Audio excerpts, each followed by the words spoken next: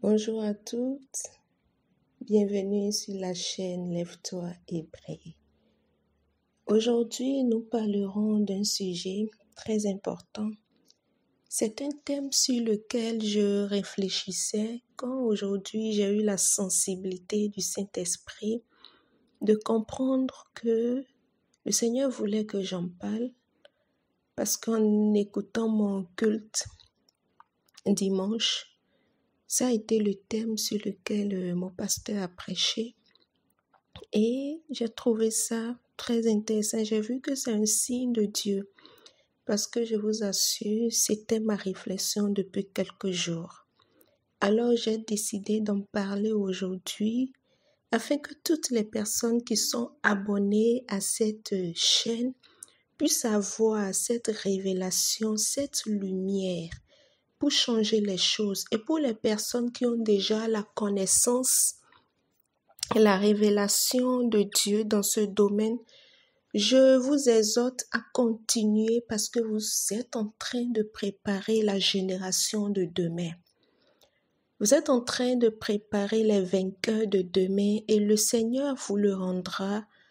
Le Seigneur, à la fin de vos jours, vous appellera bon et fidèle serviteur. Entre dans la joie de ton maître. Parce que sur cette terre, nous devrions avoir cette notion que nous sommes venus pour accomplir le projet de Dieu. Nous ne sommes pas là pour nos propres projets ni pour nos propres volontés personnelles, mais nous sommes ici sur cette terre pour accomplir le plan de Dieu. C'est pourquoi Dieu nous a envoyés sur cette terre. Et donc, lorsque nous comprenons notre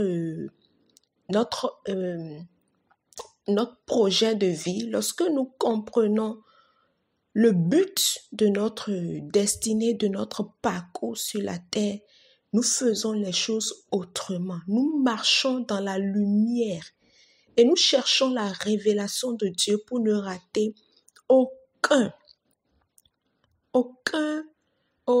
pour ne manquer aucune connaissance.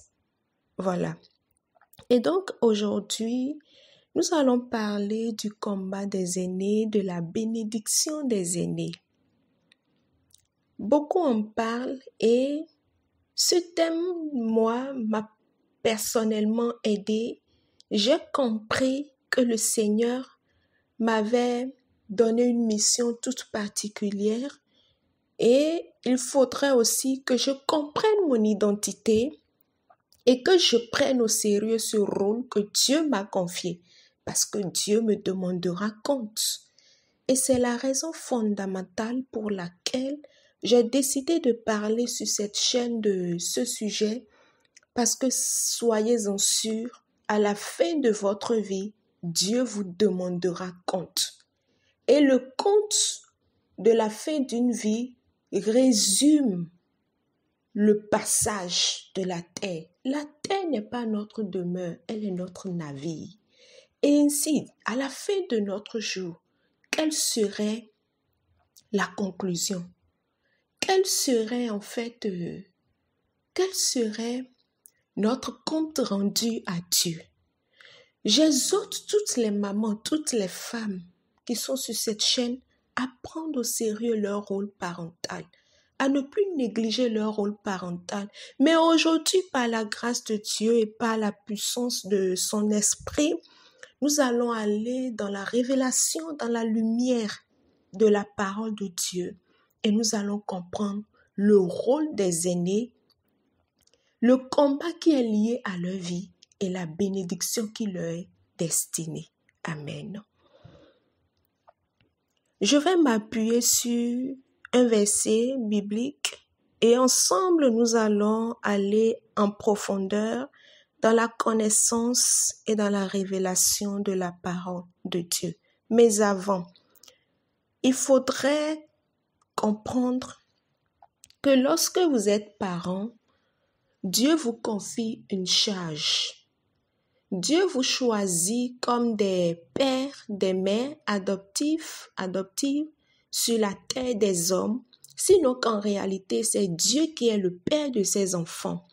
Et donc Dieu a permis que ces enfants viennent au travers de nous pour que nous soyons des parents adoptifs, pour que nous donnions à ces enfants l'éducation qui leur est due, que nous les accompagnions et que nous leur inculquons des valeurs et des principes sur lesquels ces enfants vont marcher tout au long de leur vie.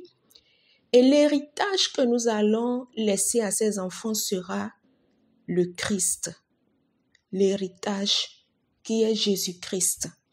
Parce que ce n'est pas lorsque nous allons laisser des maisons, des biens matériels à un enfant que nous allons certifier ou que nous allons nous frapper la poitrine pour dire oui, j'ai réussi, j'ai tout laissé à mes enfants, j'ai pu construire des biens, j'ai pu avoir des héritages pour mes enfants. Non, parce qu'après, chers parents, après, vous ne savez pas si ces enfants vont travailler pour que l'héritage que vous leur avez laissé, pour que cet héritage soit de génération en génération. Ces enfants peuvent se lever un matin et s'entretuer. Ces enfants peuvent se diviser. La division peut naître au milieu de ces enfants. Mais lorsque vous leur inculquez les bonnes valeurs basées sur la parole de Dieu, lorsque vous inculquez à ces enfants les préceptes de Dieu, les principes de Dieu, vous allez voir que peu importe la richesse que vous leur laissez, ces enfants seront pour vous un signe, un témoignage de génération en génération. Et même si vous n'êtes plus là, ces enfants vont honorer. Ces enfants vont honorer les parents que vous avez été pour eux, même en votre absence. Et c'est ce que nous voulons tous. Et c'est pourquoi, en tant que parents, nous devons aller à la source de la connaissance et de la révélation pour comprendre, mais qu'est-ce que Dieu nous demande? Quel est le rôle? Quel est notre but en tant que parents? Qu'est-ce que nous devons accomplir dans la vie de nos enfants pour les voir grandir dans la paix, dans la joie et dans les valeurs que nous leur aurons données? Et donc, nous allons comprendre que d'abord, les enfants ne sont pas les mêmes. Lorsque vous êtes parent et que vous avez peut-être 3 enfants, vous devez comprendre que parmi ces 3 enfants, il y a celui qu'on appelle le premier. Et donc, ce premier enfant est votre vigueur, ce premier enfant est votre force. Et en tant que parent, vous ne devez pas boycotter l'éducation de cet enfant. Vous ne devez pas négliger l'éducation de ce premier-né. C'est très important parce que le premier-né, c'est celui par qui l'Éternel vous bénira en fait. Le premier enfant vient pour ouvrir la porte aux autres. Le premier est la porte, le premier est l'éveilleur, le gardien, la lumière, l'éclaireur de ses frères. Et en tant que parents, nous devons nous asseoir. Oui, nous devons apprendre à nous asseoir dans la présence de Dieu pour demander à Dieu, mais quelle éducation veux-tu que je donne à ce premier enfant? Nous devons même prendre des temps de jeûne, des prières pour ce premier enfant. Nous ne devons pas du tout, en aucun cas, négliger l'éducation qui leur est due. Le premier enfant, d'abord, pour mon cas personnel, je parlerai de ma propre histoire parce que je l'ai toujours dit, je ne peux que parler de moi. Je ne peux pas parler d'une autre personne, mais je ne peux que parler de ce que j'ai vu le Seigneur faire dans ma vie, ce que j'ai vu Dieu accomplir dans ma vie, dans ma famille, les choses extraordinaires, les prodiges, ce que j'ai vu Dieu faire. C'est de ça que je peux parler. Et donc moi, en tant qu'aînée de ma famille, j'ai compris que depuis mon bas âge, mes parents m'avaient inculqué des valeurs. Mes parents m'avaient donné une certaine éducation. Et aujourd'hui, je donne toute la gloire à Dieu Si ces parents que Dieu avait choisis pour moi ne m'avaient pas inculqué ces valeurs, je suis sûre que je ne serais même pas la personne que je suis devenue aujourd'hui. Je suis sûre que je ne serais même pas l'exemple pour mes frères. Mais parce que mes parents, ils m'ont inculqué ces valeurs, ils m'ont donné cette éducation aujourd'hui, je suis la personne que je suis par la grâce de Dieu. Et qu'est-ce que je veux dire par là? En tant que parent, le premier enfant d'abord est un enfant à consacrer à l'Éternel. C'est un enfant qu'on livre corps, âme et esprit à Dieu depuis même sa conception. C'est le genre d'enfant, lorsqu'il naît, tout ce qui concerne cet enfant est à déposer aux pieds du Maître. Tout ce qui concerne la vie de cet enfant, tout ce qui concerne sa vie, tout. Il n'y a rien que les parents doivent négliger. Et ce premier enfant devient en fait votre lampe. Toutes les fois, en tant que parent, on doit avoir l'esprit d'observation face à cet enfant. Il n'y a rien à négliger sur cet enfant. Parce que c'est lui qui sera l'éclaireur de ses frères. C'est lui qui sera l'exemple en fait. C'est lui qui sera le chemin. Il viendra pour ouvrir une porte. Il viendra pour tracer le chemin à ses frères. Et donc, si on le néglige, si on ne prend pas au sérieux sa destinée, si on ne prend pas au sérieux tout ce qui concerne la vie de cet enfant, si on n'apprend pas à questionner Dieu par rapport à la vie de cet enfant, on aurait raté l'éducation de tous les autres enfants. Mais la grâce de Dieu sur cette famille peut sélectionner peut-être le Benjamin ou peut-être le cadet à devenir l'aîné, à prendre la place de l'aîné.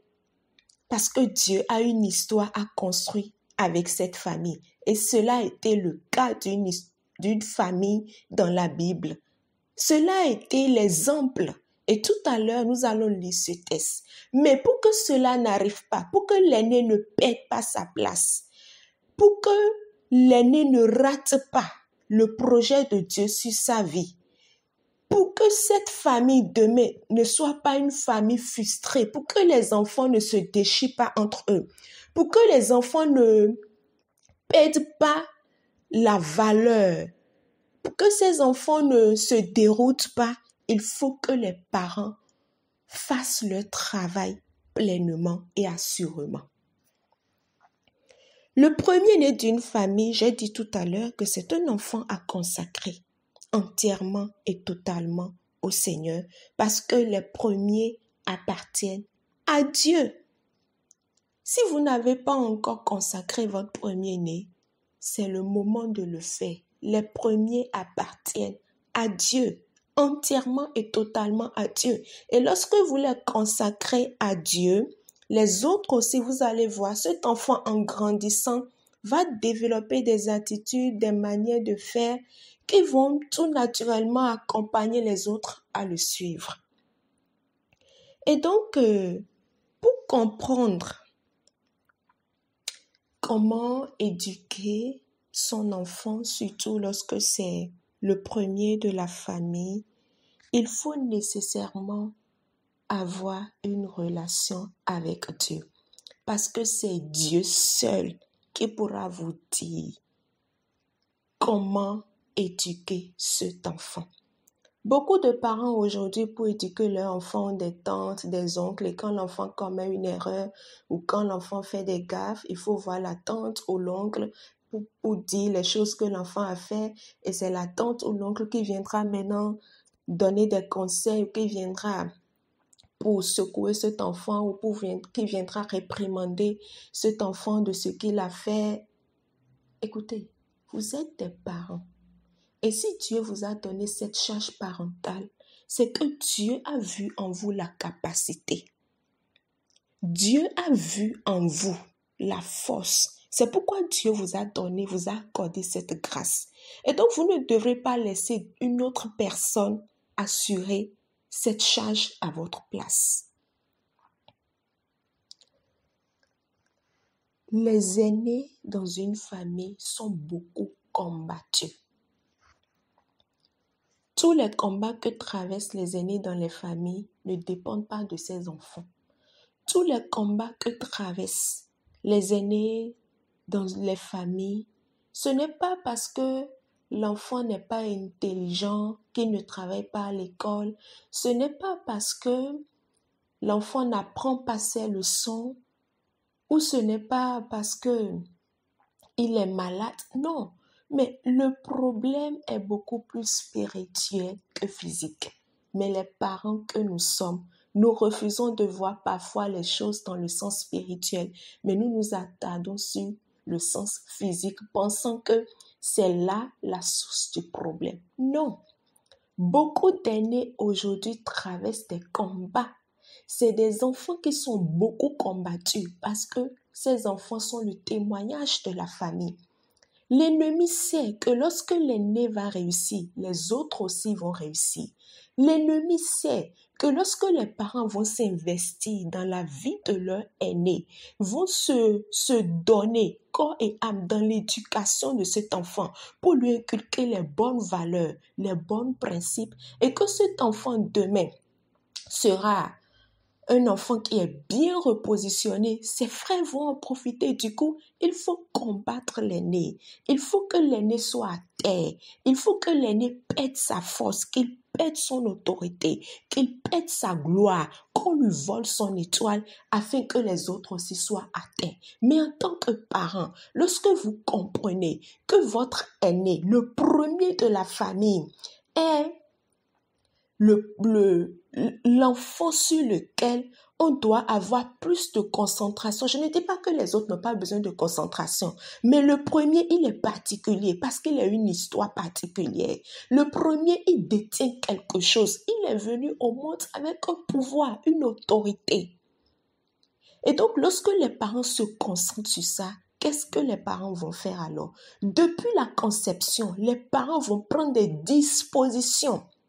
Depuis la conception, il y a une disposition à avoir. Il faut déjà commencer par consacrer cet enfant à Dieu depuis le sein maternel. Et une mère, une femme qui est spirituelle, une femme sensible au Saint-Esprit, lorsqu'elle porte son premier-né, c'est une femme qui ne va pas partout. C'est une femme qui ne se permet pas de fréquenter n'importe qui. Parce que l'enfant que tu portes en toi, ce qui est en toi n'est pas une chose ordinaire. Tu portes en fait la gloire d'une famille. Ce qui est en toi, l'enfant que tu portes dans tes entrailles, qui représente le premier, c'est un enfant. En fait, cette grossesse, c'est une grossesse que tu dois protéger. C'est une grossesse qu'on ne se permet pas de présenter cette grossesse à tout le monde. Non. Lorsque vous êtes une femme spirituelle et que vous comprenez le langage spirituel, vous comprenez les choses spirituelles, vous faites les choses autrement. Vous n'agissez plus comme les gens du monde, mais vous agissez de manière totalement différente. Pourquoi? Parce que vous avez le code, vous avez la révélation. Une femme qui porte en elle son premier-né, déjà depuis le sein maternel, a déjà des choses qu'elle doit faire et des choses qu'elle ne doit pas faire. Et donc, tu ne dois pas te permettre d'aller n'importe où comme tu veux. Tu ne dois pas te le permettre. C'est à vous de voir. Voilà ce que je porte. Qu'est-ce que Dieu dit de ce que je porte? Qu'est-ce que Dieu veut faire de cet enfant qui est en moi? Quel lieu je dois fréquenter? Quelles sont les personnes que je ne dois pas fréquenter? Voilà. Et depuis le sein maternel, Dieu va vous révéler des choses. Dieu va mettre des choses dans votre cœur, des choses que vous allez faire et des choses que vous n'allez pas faire. Maintenant, quand cet enfant va naître, il y a encore des choses que vous allez faire avec cet enfant. il y a des choses que vous allez faire. Je prends un exemple. Lorsque vous donnez naissance à votre premier enfant, apprenez déjà depuis le berceau à lui annoncer la parole de Dieu.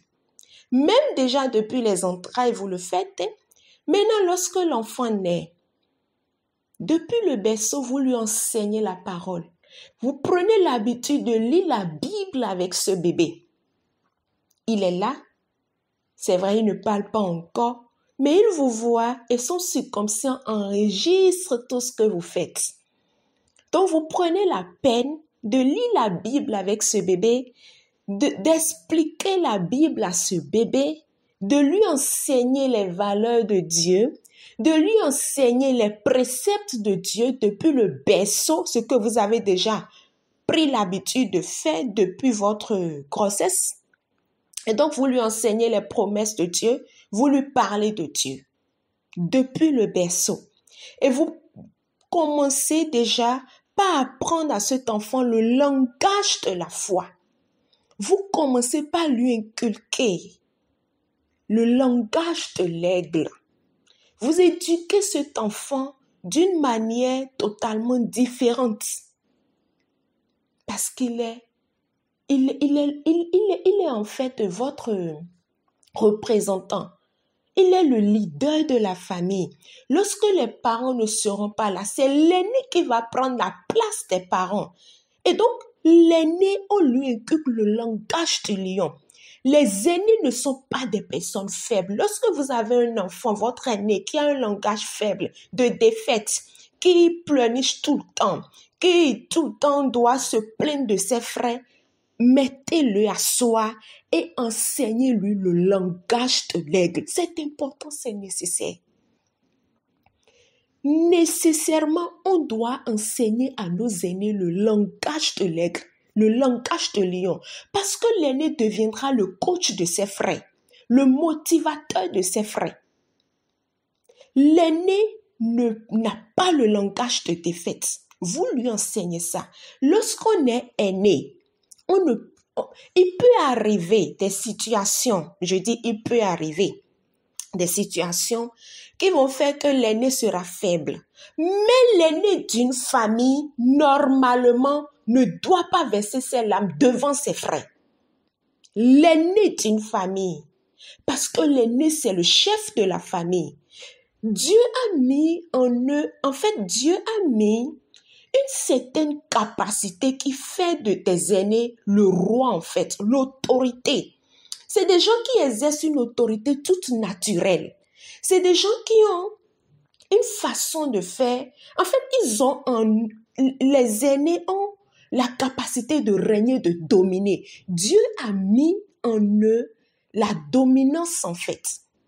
C'est des gens pas pour écraser les autres, non. C'est pas que leur autorité sera pour minimiser les autres, non du tout. Mais c'est une autorité saine, une domination saine qui vont amener les autres à suivre ses pas, à se lever, à se battre, à régner et à dominer dans leur sphère. Et en tant que parent, on doit avoir cette révélation. Je me rappelle lorsque nous on était enfants, moi très tôt, je donne toute la gloire à Dieu. Mes parents m'ont inculqué déjà ces valeurs. Mes parents m'ont appris très tôt que l'aîné d'une famille, c'est quelqu'un qui est fort, qui est courageux. Fort, courageux, qui a de l'autorité, qui est chef. Et lorsqu'on est aîné, on donne le bon exemple à ses frères. Très tôt, mes parents me l'ont inculqué. Très tôt, moi, j'ai déjà pris les rênes. Très tôt, très tôt, mes parents m'ont inculqué déjà ces valeurs. Mes parents m'ont appris des choses sur lesquelles j'ai commencé déjà par marcher depuis mon enfance, en fait. Ce qui fait que lorsque nous avons commencé par grandir en tant qu'aînés, lorsque je parle, mes frères obéissaient tout naturellement. Parce que mes parents m'ont appris à exercer mon autorité d'aîné. Certains parents aussi empêchent leurs enfants d'exercer leur autorité d'aîné. Pas parce que ces parents sont méchants, non, c'est des parents, ils n'ont même pas cette intention. Mais c'est des gens, en fait, pour trop protéger l'enfant, on veut trop le protéger, oui. On ne doit pas le laisser, on doit le suivre, on doit, en fait, trop de protection aussi. Ça va empêcher votre enfant d'exercer son autorité. Moi, je me rappelle très tôt, ma mère pouvait m'envoyer faire le marché. Très tôt, elle pouvait m'envoyer sortir toute seule, aller faire le marché, faire des courses, des commissions. Très tôt, mon père m'a appris à prendre certaines responsabilités dans la maison. Très tôt. Déjà à 8 ans, moi, mon père m'a appris à faire la lessive à 8 ans. Et je faisais la lessive à la main. À 8 ans, il me l'a appris. Il m'a appris à prendre certaines responsabilités. Et il me disait, n'attends pas à ce que tes frères le fassent à ta place. Lorsqu'on est aîné, on donne le bon exemple à ses frères. Lorsqu'on est aîné, alors ma question pour vous parents, est-ce que vous assurez pleinement votre rôle parental? Est-ce que vous prenez la peine de regarder vos aînés, de leur inculquer des valeurs, de les observer, de voir comment ces enfants sont en train de grandir? Est-ce que vous prenez le temps de vous asseoir et de parler avec ces enfants? Moi, ma mère, elle me faisait asseoir. Elle m'inculquait des valeurs. Elle me parlait beaucoup. Elle me parlait beaucoup et je lui posais beaucoup de questions. J'avais des temps, nous avions des temps où notre mère s'asseyait avec nous à même le sol pour nous raconter des histoires sur la famille, comment se comporter avec la famille, comment se comporter dans la société, les valeurs qu'il faut avoir, qu'est-ce que Dieu dit de faire, qu'est-ce que Dieu nous demande de ne pas faire. Mais c'était des moments extraordinaires pour nous. Et elle nous construisait. Elle nous construisait. Et en tant que parents, est-ce qu'aujourd'hui nous avons encore ce temps? Est-ce que les réseaux sociaux n'ont pas pris la place de l'éducation de nos enfants? Est-ce que lorsque nous sommes avec ces enfants, on a la sensibilité de les observer, de voir déjà quels sont les vices que ces enfants cachent pour très tôt travailler sur ces choses pour que ces enfants demain ne les répètent pas. C'est très important en tant que parent de connaître toutes ces choses. Parce que ces enfants que nous avons aujourd'hui sont les leaders de demain, les autorités de demain, les chefs d'État de demain, les rois qui vont régner demain. Et pour qu'une nation soit en paix, il faut que le roi lui-même ait des bonnes valeurs. Et si le roi est mal éduqué, imaginez la nation. Et donc, en tant que parents, nous devons nous réorganiser. Nous devons prendre ce rôle parental très, très, très au sérieux parce que la destinée de nos enfants en dépend. Et donc, en tant que parents, il faut aussi comprendre qu'on doit beaucoup prier pour nos aînés. On doit beaucoup prier pour eux. Les aînés ont besoin de prière pour régner, pour sortir vainqueur de tous les combats. Un enfant aîné, on ne le promène pas partout. Parce que lorsque vous avez votre enfant qui est tout petit, qui est votre aîné, et que tout le temps, en tant que parent, vous devrez tout le temps aller en week-end, sortir en week-end, et que cet enfant, vous le laissez auprès de quelqu'un qui n'avait pas un bon cœur envers vous, cette personne peut vous atteindre au travers de cet enfant. Ce n'est pas des enfants qu'on laisse à tout le monde. Non, non, non, non, non, non. Les enfants aînés, on ne leur donne pas assez à tout le monde. Tout le monde ne doit pas avoir accès à votre enfant aîné. Les enfants aînés, on ne les promène pas. En fait, on ne les mène pas à toutes les fêtes. On ne les amène pas partout. On a une surveillance sur ces enfants. Les enfants aînés, en fait, si les parents pouvaient... En fait, je demande à l'Esprit de Dieu d'ouvrir vos cœurs. C'est pourquoi cette vidéo, je le mets en podcast. Désormais, nous avions même décidé sur cette chaîne de faire rien que des podcasts, il n'y aura plus de vidéos.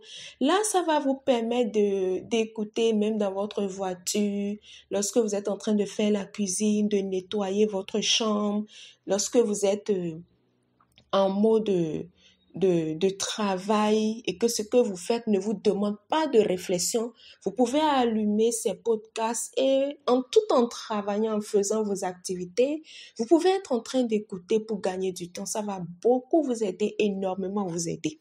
Et donc, je vous prie de prendre la peine d'écouter cette vidéo parce que cette vidéo va énormément vous faire du bien.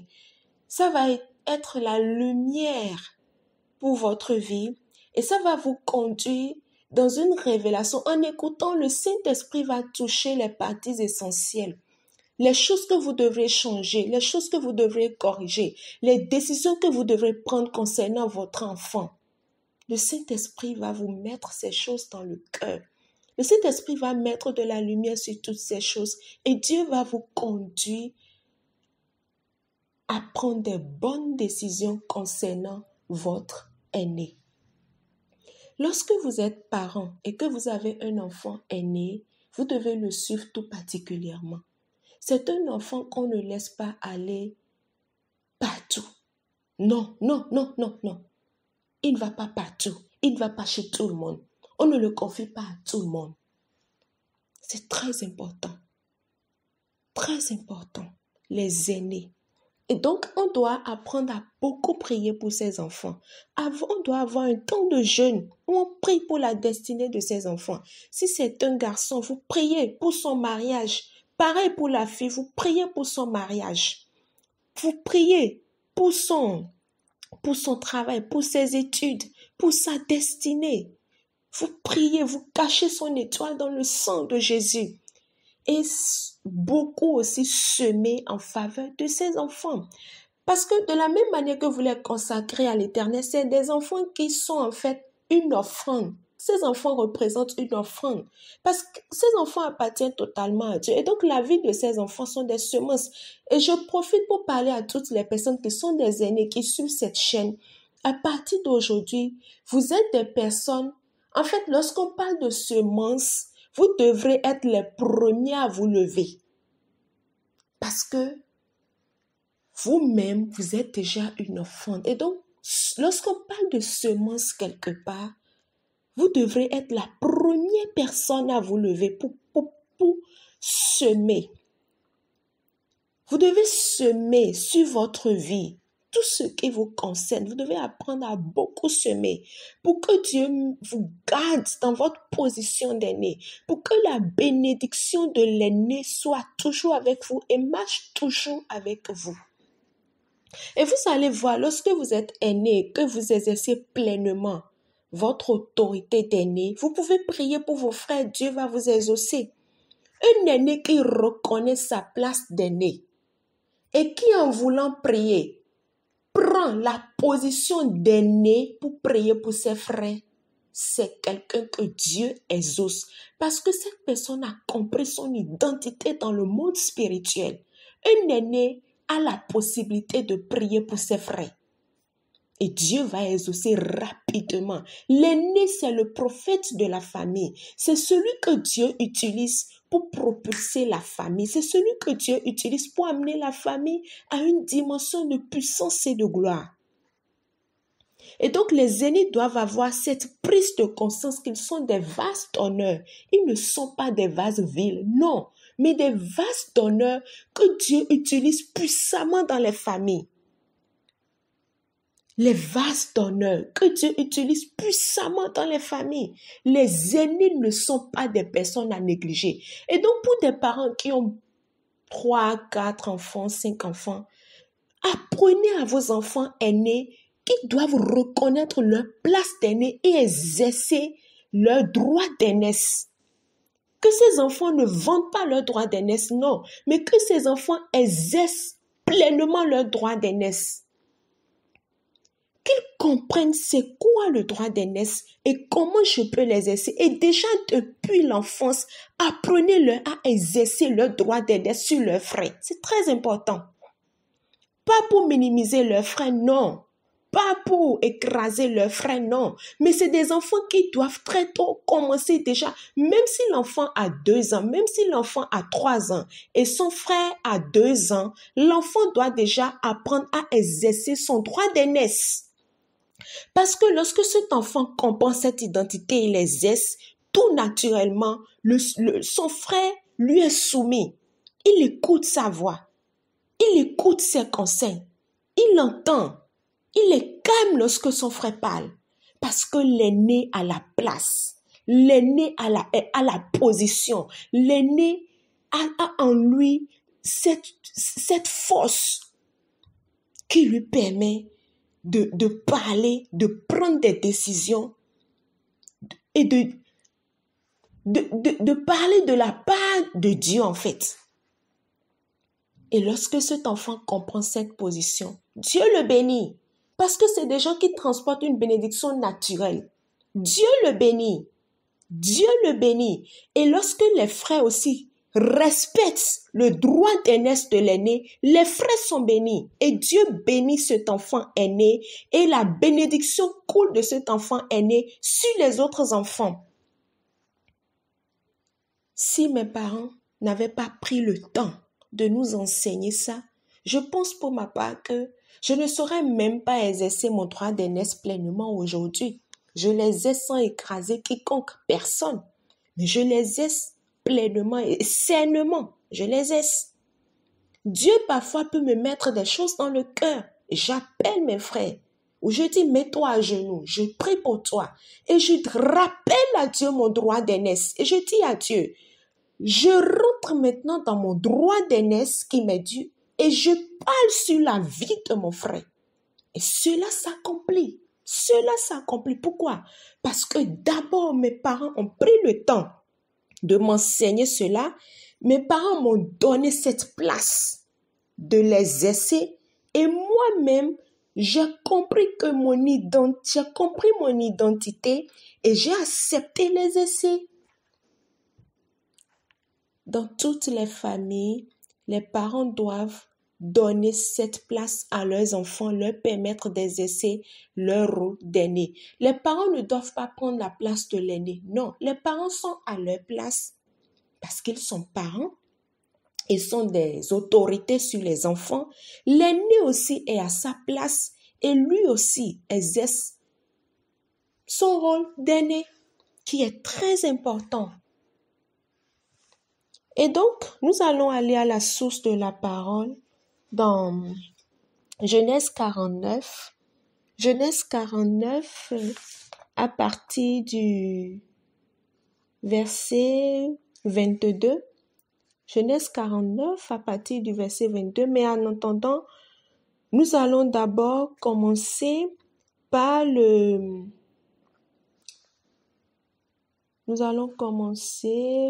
verset 1er. Voilà. Nous avons dans la Bible une famille, la famille de Jacob.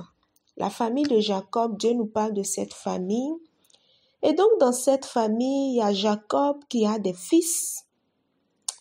Et son premier fils avait perdu son droit d'aînesse. Pourquoi? Parce que son père va dire dans le verset 4 qu'il est impétueux comme les eaux et qu'il a souillé sa couche. Il est monté sur la couche de son père et donc il a souillé la couche de son père en y montant. Du coup, il a perdu son droit d'aînesse parce que la malédiction l'a frappé.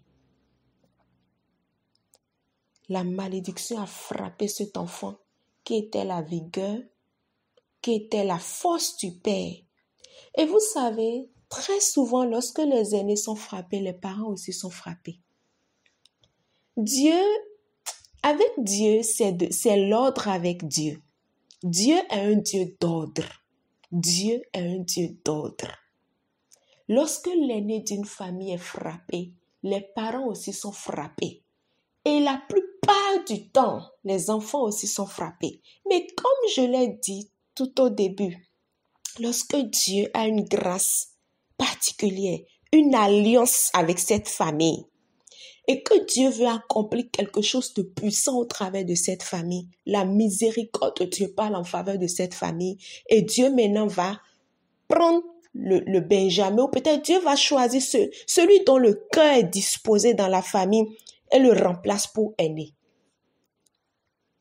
Et Dieu remplace celui-là pour l'aîné de la famille. Et donc, il y a Jacob qui a appelé tous ses fils pour les bénir. Il a appelé tous ses fils pour les bénir. Et il a commencé par dire, Ruben, toi mon premier-né, ma force et les prémices de ma vigueur. Ce que je veux d'abord dire au travers de ces proclamations de Jacob est que, vous voyez cette partie où Jacob a dit ce que Ruben devrait être, mais que Ruben n'a pas été. C'est une proclamation que tous les aînés doivent apprendre à faire sur leur vie. En tant qu'aîné, je déclare que je suis le premier-né. Je suis la force de mes parents et les prémices de leur vigueur. Je suis supérieur en dignité et supérieur en puissance parce que c'est ce que Dieu a donné aux aînés. Les aînés, normalement, sont supérieurs en dignité et supérieurs en puissance. Et donc, en tant qu'aîné, même si votre enfant est tout petit, apprenez-lui déjà à faire ces déclarations. Je suis le premier-né, je suis les prémices de Dieu, je suis supérieur en dignité et supérieur en puissance. Je suis la force de Dieu, je suis les prémices de la vigueur de mes parents. Je suis supérieur en dignité et supérieur en puissance. Je suis supérieur en dignité, supérieur en puissance. Dieu me donne d'exercer pleinement mon droit d'aînesse. Je l'exerce, j'ai l'autorité en tant qu'aîné et j'exerce pleinement et sainement mon autorité et mon droit d'aînesse. Et la fin du verset va dire, maintenant Dieu a pris le manteau de Ruben qui avait souillé sa couche. Pas Dieu, Jacob, voilà. Dieu lui a donné en fait l'instruction de le faire. Parce que comme je l'ai dit en fait, c'est les parents. Mais malheureusement dans nos familles aujourd'hui, nos parents n'ont pas la sensibilité spirituelle. Nos parents n'ont pas la sensibilité spirituelle. Vous savez, ce n'est pas un enfant, ce n'est pas le Benjamin qui viendra dire à l'aîné, je te prends ton droit d'aînesse et je l'exerce à ta place. Non. Avec Dieu, c'est l'ordre. Lorsque dans une famille, vous remarquez en tant que parent que l'aîné a raté sa bénédiction, que l'aîné ne comprend pas, n'a pas la connaissance spirituelle de son droit d'aînesse. Pas parce qu'on ne lui a pas enseigné cela, non.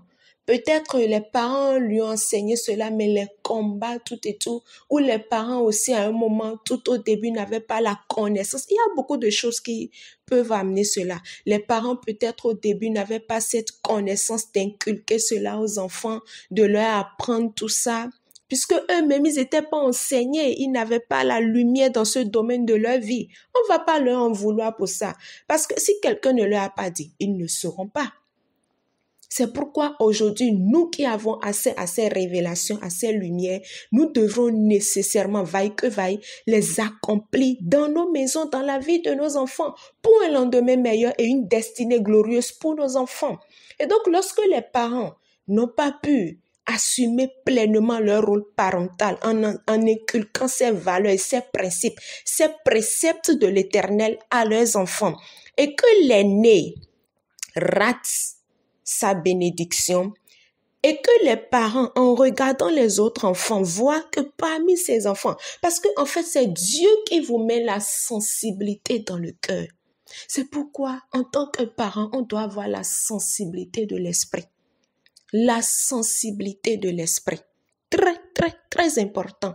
La sensibilité de l'esprit. Et donc, en tant que parent, lorsque vous avez la sensibilité du Saint-Esprit, le Saint-Esprit va vous révéler au milieu de vos enfants celui qui doit prendre la place de l'aîné très rapidement. Et donc, qu'est-ce que le parent fait? C'est le parent qui établit. Ce n'est pas l'enfant lui-même qui s'établit, non. C'est le parent qui l'établit. C'est le parent qui l'établit. Et donc, en tant que parent, je vous exhorte, chers parents, à avoir cette sensibilité. Lorsque vous remarquez très tôt qu'il y a parmi vos enfants un enfant qui ne comprend pas, qui ne prend pas au sérieux son droit d'aîné, sa capacité d'autorité en tant qu'aîné, et que Dieu, demandez à Dieu de vous accorder la sensibilité spirituelle, de vous ouvrir les yeux pour très tôt reconnaître quel est l'enfant alors sur qui le manteau va tomber, parce que le manteau va rester suspendu. Et tout manteau qui est suspendu ne sera pas utilisé. Et donc, la gloire de Dieu ne pourra pas descendre pleinement sur cette famille. Vous allez voir parmi les enfants, il y aura un dont le cœur est disposé. Dieu va vous révéler. Il va mettre la lumière sur cet enfant. Et donc, vous allez les rassembler. C'est aux parents maintenant de faire descendre le manteau et de revêtir cet enfant du manteau d'aîné. Et c'est comme ça, cet enfant va prendre les rênes, va dominer et la bénédiction de l'aîné ne restera pas suspendue. Non, cette bénédiction va jaillir sur cet enfant et la gloire de Dieu va descendre comme une pluie pour que cette famille jouisse pleinement de la bénédiction qui lui était due. Et c'est ainsi que vous allez voir l'aîné, cet enfant va devenir la bénédiction.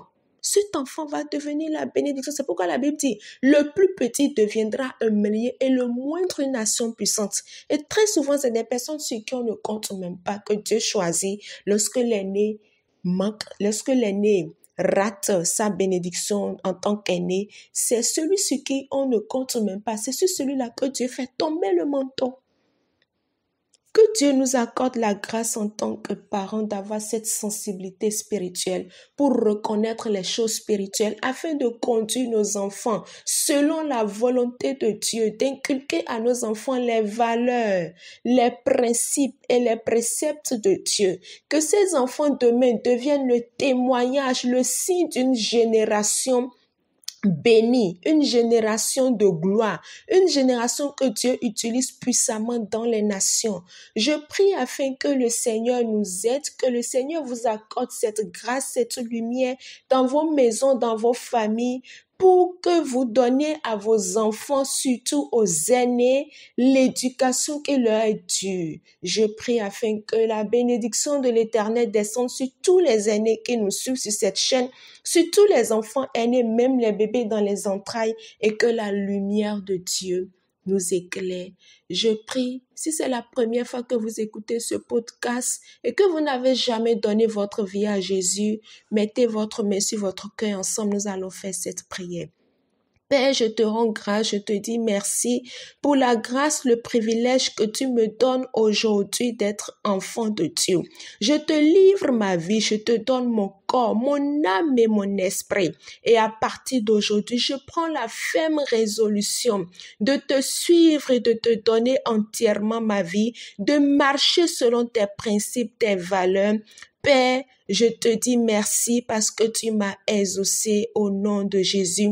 Merci pour ton esprit en moi, pour le Saint-Esprit qui à partir de ce jour marche avec moi, m'accorde la lumière dans mes pensées, dans mes réflexions, dans mon intelligence. Au nom de Jésus.